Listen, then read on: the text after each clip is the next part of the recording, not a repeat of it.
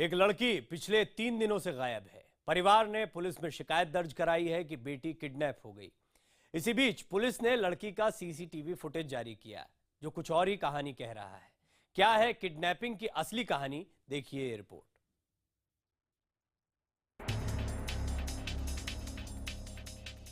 Metro station के CCTV में नजर आ रही ये वो लड़की है जिसका भाई दावा कर रहा है कि उसे अगवा कर लिया गया है। अब नोएडा पुलिस ने एक मेट्रो स्टेशन का सीसीटीवी फुटेज जारी किया है, जिसके बाद इस केस की थ्योरी बदलती नजर आ रही है। CCTV footage Noida city centre और बोटैनिकल मेट्रो स्टेशन की है। फुटेज में साफ दिख रहा है कि लड़की अकेले सिटी सेंटर मेट्रो स्टेशन से गई और बोटैनिकल मेट्रो स्टेशन जाकर उतर गई। इस दौरान उसने 2 लोगों से कुछ पूछताछ भी की। पुलिस का कहना है कि इसके बाद लड़की ने मेट्रो स्टेशन से बाहर निकलकर एक ऑटो चालक के मोबाइल से अपने किसी दोस्त को फोन किया। ऑटो ड्राइवर से जब बातचीत की तो उन्होंने कहा कि एक लड़की ने मुझे कहा था भैया मुझे फ़ोन करना है, और मेरे फ़ोन से उसने ये कॉल की थी। जब उनको फ़ोटो दिखाया गया ये जो मिसिंग है लड़की उसका, तो उन्होंने उसको पहचान लिया। हालांकि मंगलवार को ही इस घटना के बाद लड़की के भाई ने पुलिस में शिकायत की थी कि उसकी बहन को कॉलेज के गेट के सामने से अगवा कर लिया गया। भाई के मुताबिक नोएडा सेक्टर 39 के गवर्नमेंट डिग्री कॉलेज में पढ़ने वाली इस लड़की को उसके सामने ही कॉलेज गेट के आगे से कुछ लोग कार में खींचकर फरार हो गए। हालांकि सीसीटीवी फुटेज में साफ नजर आ रही लड़की की तस्दीक परिवार ने भी की है, लेकिन उनका आरोप है कि लड़की को डरा धमका कर ऐसा कराया गया होगा। परिवार पुलिस की कार्रवाई पर सवाल उठा रहा है। मेरी बेटी नज़र आई है उसमें, लेकिन मेरे को नहीं लगता कि वो अपनी राजी से किसी तरह से वहाँ गई है। उसको ऐसा भी हो सकता है उसको डराया धमकाया भी जाता है। परिवार के दावे और सीसीटीवी की फुटेज एक दूसरे से मेल नहीं खा रहे हैं। सीसीटीवी फुटेज में साफ दिख रहा है कि पिंक सूट पहने ये लड़की बिल्कुल डरी सहमी नहीं नजर आ रही। सवाल टाइमिंग को लेकर भी है। भाई जिस समय के बारे में कह रहा है कि वो बहन को लेकर कॉलेज गया, उस समय लड़की मेट्रो स्टेशन के सीसीटीवी में नजर आ रही है। एक बार आप भी मेट्रो स्टेशन पर लगे डिस्प्ले बोर्ड पर नजर डालिए। ये जो मामला है सेल्फ एलोपमेंट का है, किडनैपिंग नहीं है, और इस पर हम लोग जांच कर रहे हैं और बच्ची को बरामद करने का प्रयास कर रहे हैं।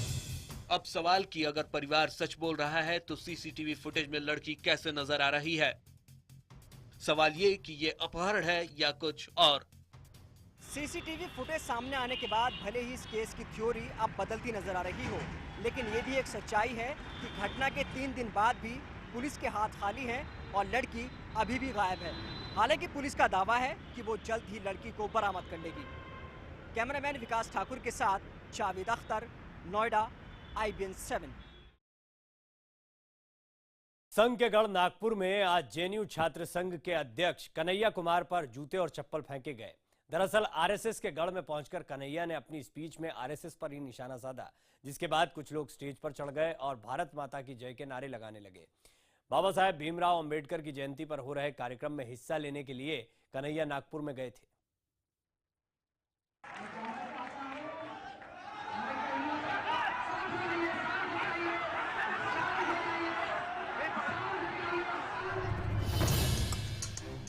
लोकतंत्र में विरोध के तमाम उपाय होने के बावजूद अतिवाद का जूता आजकल हर जगह दिख जाता है।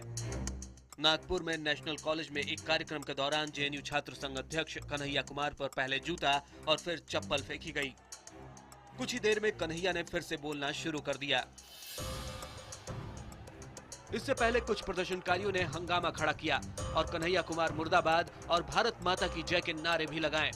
प्रदर्शनकारियों ने कन्हैया के कार्यक्रम के दौरान काफी हंगामा भी किया।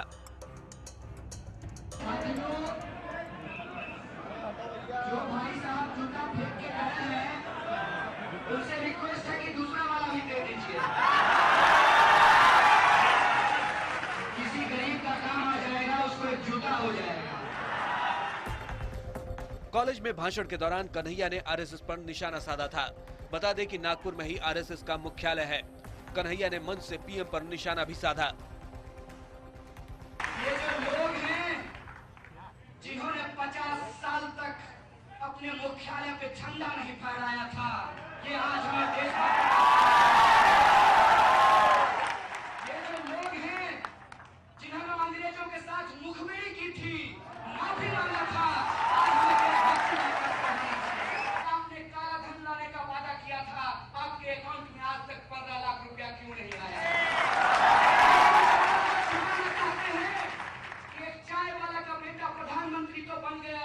लेकिन चाय वाले के बारे में कुछ नहीं करता। इससे पहले कन्हैया के एयरपोर्ट से बाहर निकलते ही बजरंग दल के कार्यकर्ताओं ने नारेबाजी की। आरोप है कि बजरंग दल के कार्यकर्ताओं ने पत्थरबाजी की, जिससे कार के शीशे टूट गए। पुलिस ने इस मामले में कुछ लोगों को हिरासत में लिया है और पूछताछ चल रही है। यह पहली बार नहीं जब कन्हैया पर हमला किया गया हो। बीते महीने जेएनयू में एक युवक ने कन्हैया कुमार को थप्पड़ मारा था और गालियां दी थी। इससे पहले भी हैदराबाद के एक कार्यक्रम में कन्हैया पर चप्पल फेंकने की कोशिश की गई थी। बता दें कि कन्हैया कुमार पर देशद्रोह का मामला चल रहा है। उन पर आरोप है कि जेएनयू में उनकी मौजूदगी में देश विरोधी नारे लगाए गए। इसके चलते उन्हें जेल भी जाना पड़ा था। बाद में दिल्ली हाईकोर्ट ने उन्हें 6 महीने की जमानत दी थी। Bureau report IBN 7। दिल्ली में ऑड इवन पार्ट 2 शुरू होने में चंद घंटे बाकी हैं। इस बार दिल्ली सरकार का दावा है कि पिछली बार के मुकाबले सरकार ने ज्यादा तैयारी की है और पूर्व सैनिकों समेत सिविल डिफेंस के हजारों लोगों को तैयार किया गया है। सरकार ने नियम तोड़ने वालों के साथ साथ गांधीगिरी के अलावा मोटा चालान रखने का भी नियम बनाया है।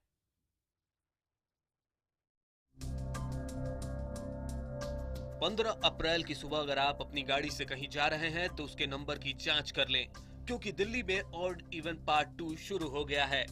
इसके मुताबिक अप्रैल महीने में 15, 19, 21, 23, 25, 27 और 29 तारीख को सिर्फ विषम नंबरों की गाड़ियां ही चलेंगी, जबकि 16, 18, 20, 22, 26, 28 और 30 तारीख को सम नंबर की गाड़ियां चल पाएंगी। दिल्ली की प्रदूषण को कम करने के लिए केजरीवाल सरकार ने सुबह 8 से रात 8 बजे तक ऑड इवन नियम लागू किया है। ऑड इवन के लिए सरकार ने अपने तरफ से सारी तैयारियों को पूरा कर लिया है। खास तौर से इन्फोर्समेंट के लिए एक व्यापक चार्ट प्लान तैयार किया गया है। ऑड इवन का पालन करवाने के लिए केजरीवाल सरकार ने कमर कस ली है। परिवहन मंत्री का दावा है कि दिल्ली पुलिस के हेड कांस्टेबल से ऊपर के अधिकारी और परिवहन विभाग के हेड कांस्टेबल और उसके ऊपर के अधिकारियों को चालान करने के लिए लगाया गया है। इसके अलावा वीडियो कैमरे से लैस 10 टीम बड़े चौराहे पर, 400 पूर्व सैनिकों की 120 मोबाइल टीम, ट्रैफिक पुलिस के 2000 जवानों की 200 टीम बस अड्डे, रेलवे स्टेशन, एयरपोर्ट, भीड़ भाड़ वाले बाजार, अस्पताल पर तैनात रहेंगे। जहां पर लोगों का आना जाना होता है, तो ये जो टीमें डिप्लॉय हो रही हैं उनके प्रायोरिटी के ये 10 पॉइंट्स हैं जहां पर इन्फोर्समेंट विंग काम करेगी। लोगों को आने जाने में दिक्कतों का सामना नहीं करना पड़े, इसके लिए सरकार ने खास इंतजाम किए हैं। दिल्ली मेट्रो पिछली बार के ऑड इवन स्कीम से 56 बार ज्यादा यानी 3248 फेरे लगाएगी। इसके अलावा मेट्रो की करीब 350 फीडर बसें और डीटीसी की 600 इको फ्रेंडली बसें लगाई जा रही हैं। 16 जगहों से शटल बस सर्विस शुरू कर रहे हैं। जो हमारी सर्किल है,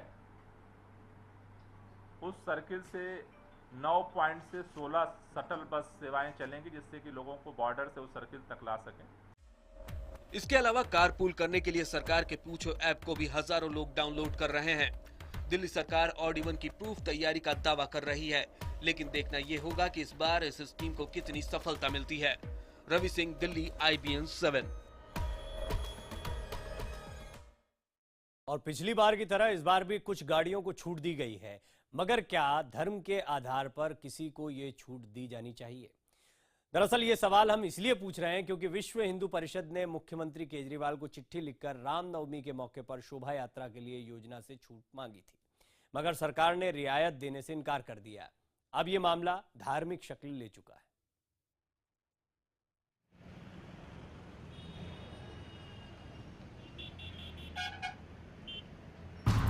एक तरफ दिल्ली सरकार ऑड इवन पार्ट 2 स्कीम को कामयाब बनाने में पूरी ताकत झोंक रही है, वहीं दूसरी तरफ इस फॉर्मूले को लेकर धर्मयुद्ध जैसे हालात हैं।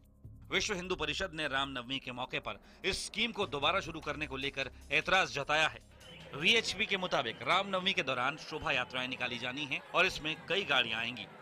VHP की मांग है कि शोभा यात्राओं में आने वाली गाड़ियों को ऑड इवन स्कीम में छूट दी जाए। इस सिलसिले में VHP ने दिल्ली के मुख्यमंत्री अरविंद केजरीवाल को एक चिट्ठी भी लिखी है। इस चिट्ठी के मुताबिक हर बार की तरह इस बार भी रामनवमी के मौके पर तमाम संगठनों के सहयोग से शोभा यात्रा निकाली जाएगी।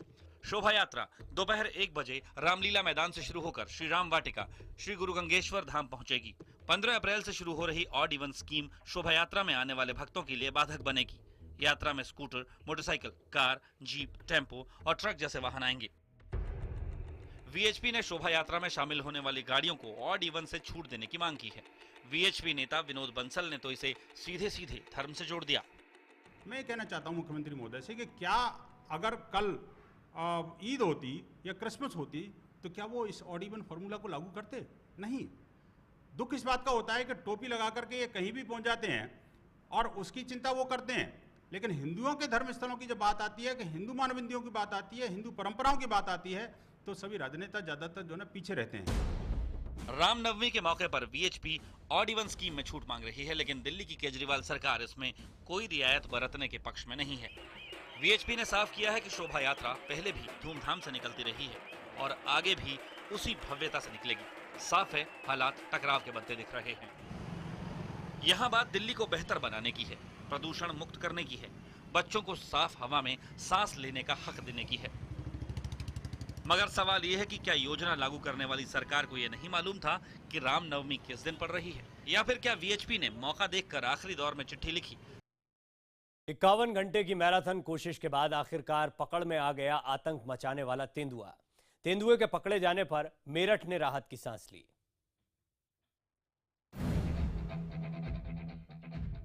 क्या हो जब एक तेंदुआ शहर में घूम रहा हो। दहशत इस बात की कि कब किस कोने से वो निकलकर हमला कर दे। पिछले 2 दिनों से ऐसा ही एक तेंदुआ मेरठ में दहशत का पर्याय बना हुआ था। इसने करीब आधा दर्जन से ज्यादा लोगों को घायल कर दिया। ट्रैंकुलाइज करने के दौरान तेंदुए ने एक डॉक्टर को भी घायल कर दिया। पूरे शहर को डर के साए में ला देने वाले तेंदुए को विशेषज्ञों की टीम को गुरुवार सुबह बड़ी मुश्किल से उसे बेहोश करने में कामयाबी मिली, जिसके बाद उसे काबू किया जा सका। तेंदुए के पकड़े जाते ही लोगों के साथ जिला पुलिस प्रशासन और वन विभाग के अधिकारियों ने राहत की सांस ली। तेंदुए के पकड़े जाने की खबर जैसे ही फैली, देखने के लिए लोगों की भारी भीड़ उमड़ी। वन विभाग के अधिकारी उसे पिंजरे में बंद कर वहां से ले गए। अब ये इसको रिवाइव करेंगे, इसको डोज लगा के, उसके बाद फिर ये पूरा इसको शिवालिक में ले जाया गया, सहारनपुर जिले में। बता दें कि मंगलवार सुबह 7:30 बजे मेरठ के आर्मी हॉस्पिटल में तेंदुआ घुसा था। खबर मिलते ही वन विभाग की टीम ने सर्च ऑपरेशन चलाया। सुबह 11 बजे वन विभाग की टीम तेंदुए के भाग जाने की पुष्टि कर लौट गई। दोपहर 2 बजे तेंदुआ आर्मी अस्पताल में मौजूद एक पेड़ पर नजर आया, जिसके बाद वो पिछले 2 दिनों से वहीं आसपास के इलाके में घूमता रहा, पर उसे पकड़ने में सारा सिस्टम फेल नजर आया। बुधवार सुबह तेंदुआ हमलावर हो गया था। यहाँ के निर्माणाधीन आर्मी ऑफिसर्स क्वार्टरों में काम कर रहे 4 मजदूरों को घायल कर तेंदुआ सेना की मेस के गोदाम में जा छिपा। प्रशासन और सेना ने पूरे इलाके को खाली कराकर सील कर दिया था। इसके बाद तेंदुए को मेस से निकालने के लिए तरह तरह के उपाय किए गए। धुएं का सहारा लिया गया कि तेंदुआ धुएं से बेचैन होकर बाहर निकल जाए। जाल लगाई गई, पिंजरा लाया गया, पिंजरे के अंदर मुर्गे डाले गए ताकि लालच में तेंदुआ पिंजरे में आ जाए। लेकिन चालाक तेंदुए के सामने ये सारी तरकीबें बेकार साबित हुई। वन विभाग के साथ पुलिस प्रशासन और सेना की कोशिशें पौनी साबित होती रही। तेंदुए के ना पकड़े जाने से लोगों में दहशत का माहौल बना हुआ था। दुधवा नेशनल पार्क से टीम बुलाई गई। काफी मशक्कत के बाद तेंदुआ निर्माणाधीन बिल्डिंग से पकड़ा गया। वन विभाग फिलहाल तेंदुए को सहारनपुर ले जा रहे हैं, उसे शिवालिक वन में छोड़ दिया जाएगा। बता दें कि 2 साल पहले भी इसी इलाके में तेंदुआ घुस आया था और 2-3 दिन शहर में रहकर खुद ब खुद गायब हो गया था। Bureau report IBN 7।